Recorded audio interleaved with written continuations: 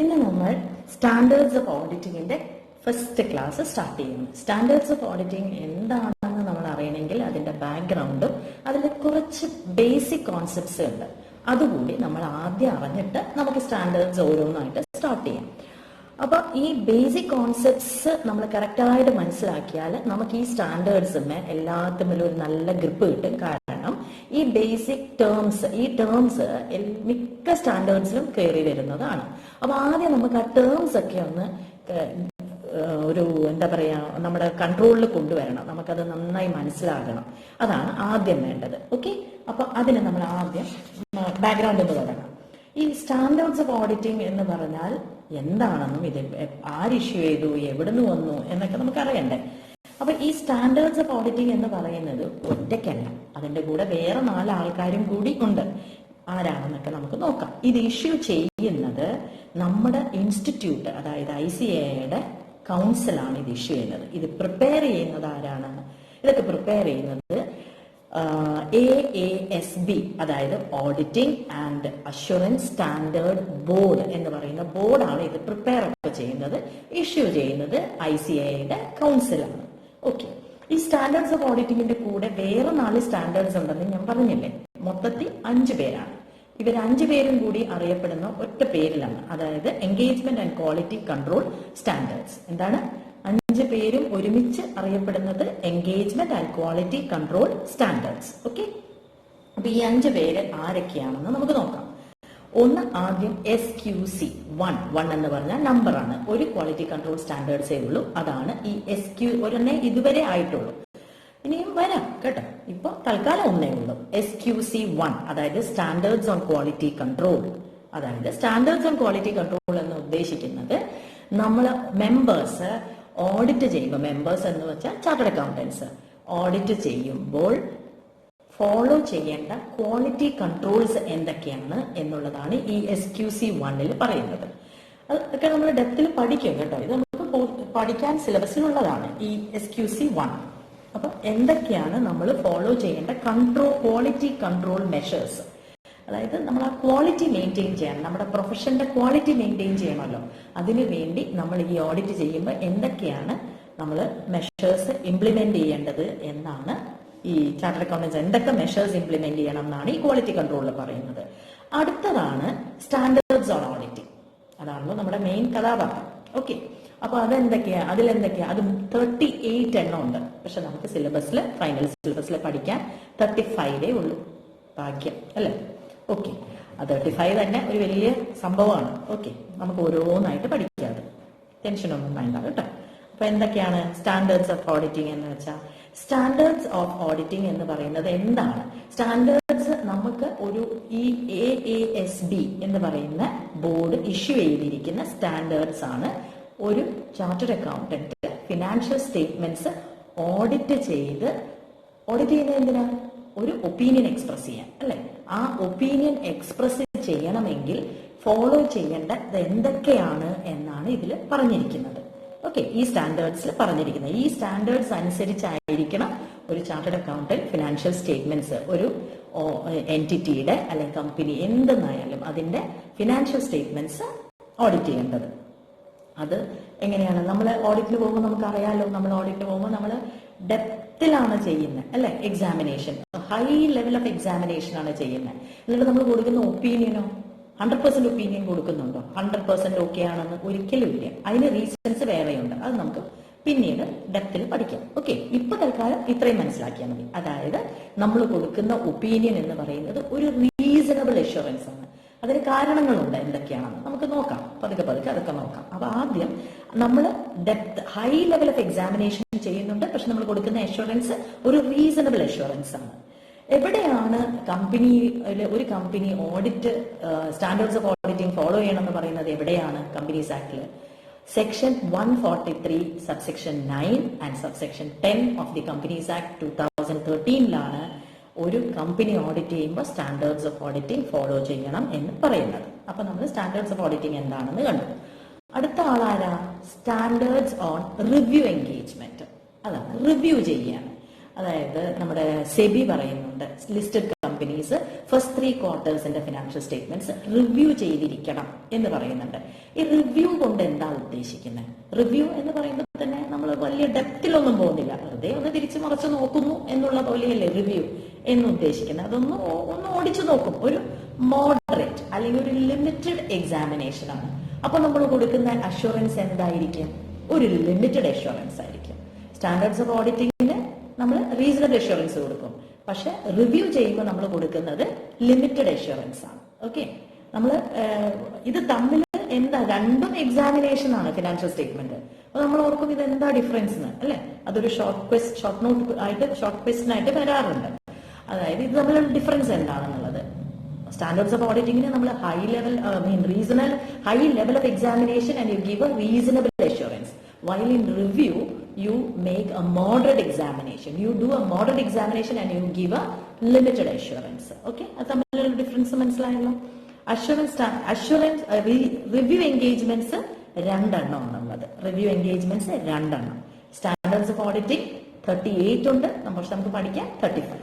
Okay, അടുത്തത് SAE, standards on assurance engagement.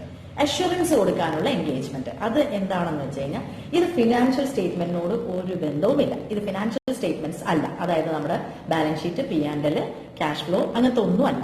ഇത് എന്താണ്? ഇത് പ്രൊജക്റ്റഡ് സ്റ്റേറ്റ്മെന്റ്സ് ഒക്കെ കൊടുക്കില്ലേ നമ്മൾ ബാങ്കിലേക്കൊക്കെ ലോണിന് വേണ്ടി? നമ്മളൊരു പ്രൊജക്റ്റഡ് 5 വർഷത്തെ പ്രൊജക്റ്റഡ് 5 വർഷം കൊണ്ട് ഞങ്ങൾ ഇങ്ങനെയൊക്കെ ആകും എന്ന് പറഞ്ഞ് നമ്മൾ ലോണിന് വേണ്ടിയൊക്കെ കൊടുക്കും പ്രൊജക്റ്റഡ് സ്റ്റേറ്റ്മെന്റ്. അത് ചെയ്യുന്നതിനാണ് നമ്മൾ ഈ അതർ അഷുറൻസ് എൻഗേജ്മെന്റ്സ് എന്ന് പറയുന്നത്. ഓക്കെ, അതിന് ഫിനാൻഷ്യൽ സ്റ്റേറ്റ്മെന്റ്സ് അല്ലാതെ. ഓക്കെ, അതാണ് SAE, standards on assurance engagement. ഇനി അടുത്തതാണ് സ്റ്റാൻഡേർഡ്സ് ഓൺ റിലേറ്റഡ് സർവീസസ്. ഈ റിലേറ്റഡ് സർവീസസ് എന്ന് ഉദ്ദേശിക്കുന്നത് എന്താണെന്ന് വെച്ചാൽ അത് ഫിനാൻഷ്യൽ സ്റ്റേറ്റ്മെന്റ്സിനോട് ബന്ധമുള്ള റിലേറ്റഡ് ആയിട്ടുള്ള ചില ഐറ്റംസ്. ഇപ്പൊ ഡെറ്റേഴ്സ് ആണെന്ന് വെച്ചോ, ഡെറ്റേഴ്സ് അതിൽ നോക്കും എന്താണ് ഈ ഡെറ്റേഴ്സ് എത്ര നാൾ കൊണ്ട്. ചിലപ്പോൾ ക്ലയന്റ് പറയും നമ്മുടെ ഡെറ്റേഴ്സിന്റെ ഏജിങ്ങിനെ കുറിച്ച് ഒരു ഇത് തരാൻ, ഡീറ്റെയിൽസ് തരാൻ പറയും. അപ്പോൾ ഓഡിറ്റർ കുറച്ച് ഡാറ്റ ഒക്കെ കളക്ട് ചെയ്തിട്ട് ഓഡിറ്റർ ഒരു സ്റ്റേറ്റ്മെന്റ് ഉണ്ടാക്കി കൊടുക്കുകയാണ്. ഡെറ്റേഴ്സ് എത്ര നാൾ കൊണ്ട് റീപേ ചെയ്യുന്നുണ്ട്, ഏതൊക്കെ ഡെറ്റേഴ്സ് ആണ് റീപേ ചെയ്യുന്നത്, ഏതൊക്കെ ഡെറ്റേഴ്സ് ആണ് ബാഡ് ഡെറ്റ് ആയി പോണത്, അങ്ങനെ ഒരു അനാലിസിസ് ആണ്. പർട്ടിക്കുലർലി ശരിക്കും പറഞ്ഞാൽ ക്ലയന്റ് ആവശ്യപ്പെട്ട പ്രകാരം നമ്മൾ ഈ ഓഡിറ്റേഴ്സ് ചില കാര്യങ്ങൾ ചെയ്തു കൊടുക്കുന്നതിനാണ് ഈ അഗ്രീഡ് അപ്പോൺ പ്രൊസീജിയേഴ്സ് എന്ന് പറയും. അതായത് ക്ലയന്റും ഓഡിറ്ററും തമ്മിലുള്ള ഒരു എഗ്രിമെന്റിന്റെ ബേസിസിൽ ചെയ്തു പോണ കാര്യങ്ങൾ. ഇതിന് ഫിനാൻഷ്യൽ സ്റ്റേറ്റ്മെന്റ്സ് ആയിട്ടൊന്നും ഒരു ബന്ധം, ഫിനാൻഷ്യൽ സ്റ്റേറ്റ്മെന്റ് ഒരു ബന്ധമില്ലെന്നല്ല, ഫിനാൻഷ്യൽ സ്റ്റേറ്റ്മെന്റ്സിലെ ഐറ്റംസ് ആണ്, പക്ഷെ ഇത് ഫിനാൻഷ്യൽ സ്റ്റേറ്റ്മെന്റ്സ് അല്ല. പിന്നെ അതുപോലെ ഒരു അഷുറൻസും ഒരു ഒപ്പീനിയനും ഓഡിറ്റർ കൊടുക്കുന്നില്ല. ഇതൊക്കെ MCQവിൽ വരാം കേട്ടോ.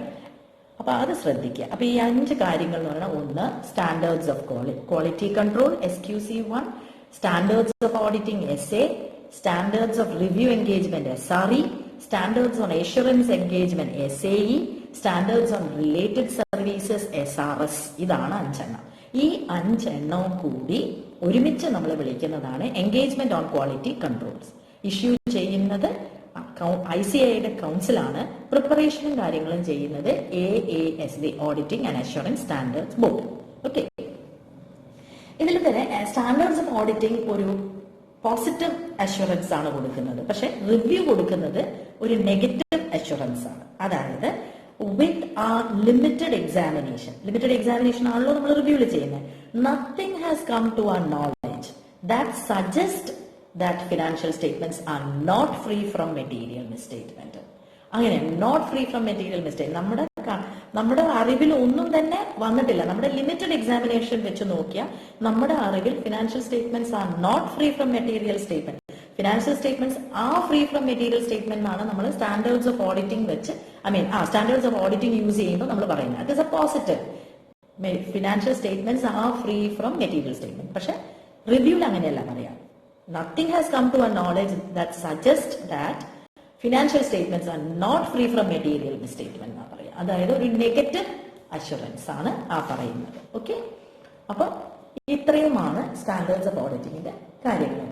ഇനി ഈ സ്റ്റാൻഡേർഡ്സ് ഓഫ് ഓഡിറ്റിംഗ് നമ്മൾ എല്ലാ ഓഡിറ്റിനും യൂസ് ചെയ്യണോ ചെയ്യേണ്ടിയോ? നമ്മൾ വോളണ്ടറി ആയിട്ട് നമ്മൾ ചെയ്യുന്ന ഓഡിറ്റുകളിൽ യൂസ് ചെയ്യേണ്ടി വരും.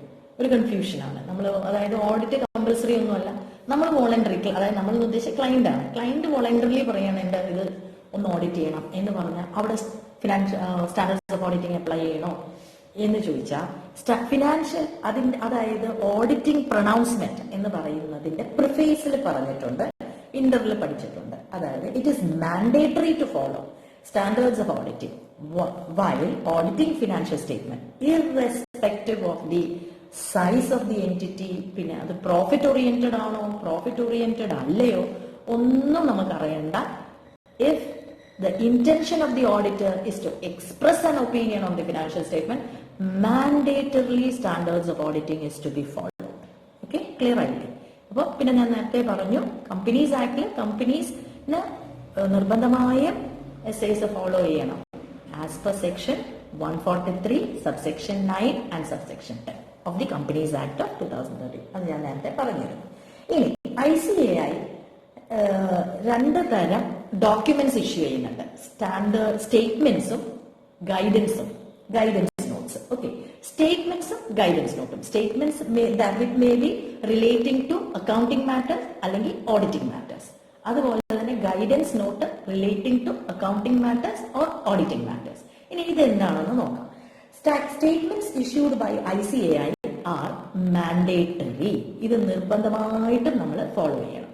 സ്റ്റേറ്റ്മെന്റ്സ് രണ്ട് തരം, അതായത് relating to accounting and matters and relating to auditing matters രണ്ട് തരം. ഇത് രണ്ടും മാൻഡേറ്ററി ആണ്. ഇത് ഫോളോ ചെയ്തില്ല എങ്കിൽ അക്കൗണ്ടിംഗ് മാറ്റേഴ്സ് ഫോളോ ചെയ്യേണ്ടതാരാ? മാനേജ്മെന്റ്. ഓഡിറ്റിംഗ് മാറ്റേഴ്സ് ഫോളോ ചെയ്യേണ്ടതാരാ? ഓഡിറ്റർ.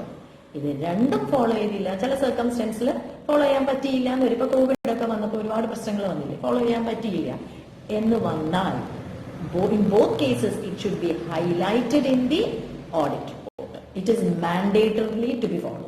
നിർബന്ധമായിട്ടും ഫോളോ ചെയ്യേണ്ട കാര്യങ്ങളാണ് ICAI സ്റ്റേറ്റ്മെന്റ്സ് എന്നും പറഞ്ഞ് ഇറക്കുന്നത്.